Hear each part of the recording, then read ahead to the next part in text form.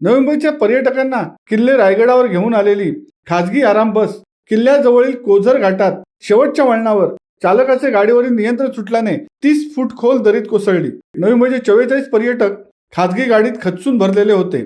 MH04 JK 8382 ही खासगी बस कोंझर घाटातील शेवटच्या वळणावर आल्यानंतर चालकाचे नियंत्रण सुटले. सुदैवाने या अपघातामध्ये कोणी गंभीर जखमी झाले नाही. काही मोजक्या प्रवाशांना किरकोळ जखमा झाल्याचे सांगण्यात येते. त्यानंतर या बसमधील प्रवाशांना पुन्हा ऐरोली नवी मुंबई येथे जाण्यासाठी महाड ST आगाराकडून बस व्यवस्था करण्यात आली होती. या अपघाताला राष्ट्रीय महामार्ग रायगड प्राधिकरण जबाबदार असल्याचा आरोप होतोय. यापूर्वी असेच अपघात झालेले आहेत. मार्गावर अवघड वळणे, धोकादायक घाट असताना कोणत्याही ठिकाणी दिशादर्शक फलक अथवा रात्रीच्या वेळेस रेडियमच्या लाल रंगाच्या पट्ट्या व साईड पट्ट्या दिसण्यासाठी फ्लॅशर्स नाहीत. अपघाताची माहिती मिळताच महाडचे प्रांताधिकारी ज्ञानोबा बाणापुरे, तहसीलदार महेश शितोळे यांनी योग्य ती मदत पुरवण्याचे काम केले. तर तालुका पोलीस ठाण्याचे पोलीस निरीक्षक श्री सानप, महाड अग्निशामक दलाचे अधिकारी तातडीने घटनास्थळी दाखल झाले होते.